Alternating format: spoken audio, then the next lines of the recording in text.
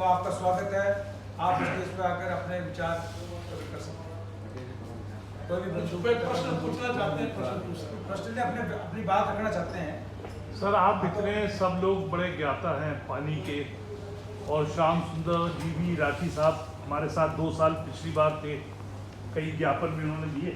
Sir, ये समुद्र का पानी है, इसके लिए आप क्यों नहीं सरकार को कोई ऐसा ठोस, आप सब वैज्ञानिक हैं, कि उस पानी को यूज़ किया जाए?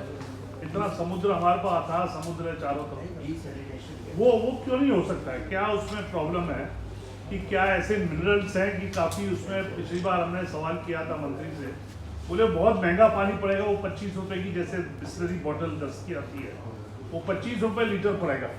तो सरकार के पास जब इतने सारे साधन हैं, सब कुछ है, तो उसका यूज़ करने का आपके पास कोई ऐसा कंट्री में यूज होता है, अरब कंट्री में समुद्र का पानी यूज होता है? नहीं, वो कह रहे थे प्लांटेशन जो प्लांट होता है is very expensive, Arab country तो अफोर्ड कर सकते, लेकिन वो लोग कैसे कर रहे हैं? अरब कंट्री तो यूज कर रही है, उनके पास पैसा है ना, तो सरकार के पास पैसे ही नहीं है। नहीं सर, आपने बहुत अच्छा सवाल किया है, मैं आपको जवाब देता हूँ इसका।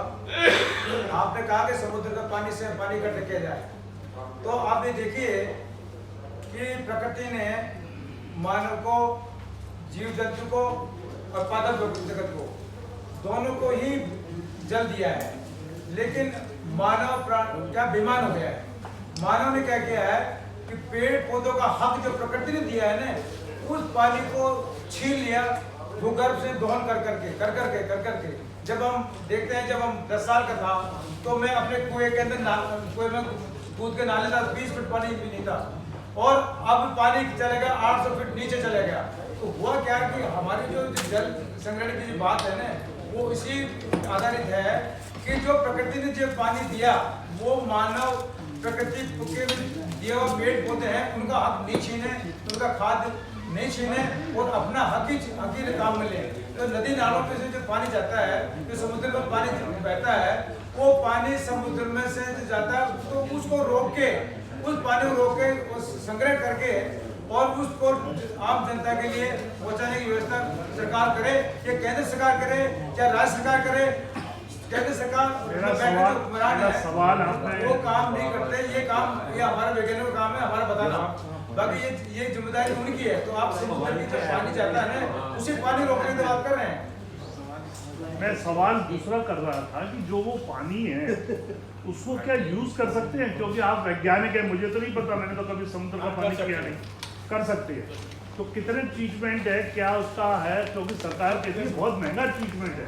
मैं उसका जवाब मैं दे रही हूँ। देखिए, अगर हम कोई भी ट्रीटमेंट प्लांट लगाते हैं तो उसमें बहुत ज़्यादा खर्चा होता है, और फिर समुद्र के पानी में इतने पहले तो नदी नालियों में इतने नाले गिरते हैं, हमारा सीवेज सारा नदियों में गिरता है, और नदियों का सारा सीवेज होकर के समुद्र में गिरता है, सारा सीवेज समुद्र में जाता है। उसका ट्रीटमेंट जो है ना, उसमें प्राइमरी और सेकेंडरी ट्रीटमेंट तो हो सकता है। नदियों में तीनों ट्रीटमेंट हो जाते हैं, प्राइमरी, सेकेंडरी और टर्सरी स्तर तक की वो नदियों का पानी साफ किया जा सकता है। लेकिन समुद्र के पानी साफ करने में बहुत टाइम लगेगा, और टाइम कंज्यूमिंग भी है, और मतलब जो है मनी कंज्यूमिंग भी, पैसा भी बहुत ज़्यादा लगेगा। और जितना पैसा हम अगर इधर लगाएंगे नदियों को साफ करने में, समुद्र को साफ करने में अगर लगाएंगे, तो उससे ज़्यादा फायदा है नदियों को साफ करने में। समुद्र के साफ करने से, जैसे उन्होंने कहा कि एक बोतल 25-30 रुपए की पड़ेगी, 25-30 रुपए नहीं और ज़्यादा की पड़ेगी। इसलिए नहीं, हमें तो वो सवाल उन्होंने टाल दिया ना, तो लाइटी ले लिया, क्या है? इसलिए मैं बताता हूँ, उसमें बहुत ज़्यादा टाइम कंज्यूमिंग भी और मनी कंज्यूमिंग भी। अच्छा, पीने के अलावा और जगह तो यूज हो सकता है। हाँ, जर्मनी कर रहा है, आपका दुबई कर रहा है, सब कर रहे हैं पैसा। लेकिन एक इससे नुकसान भी है।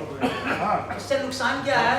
कुछ दिनों बाद जैसे अरब सागर सूख रहा है ना, जो है कजाकिस्तान का सारा सागर सूख गया, तो अगर हम उनका दोहन करेंगे तो ये भी सूख जाए। ये भी सूख जाए, हम नहीं होंगे लेकिन सूख जाएगा।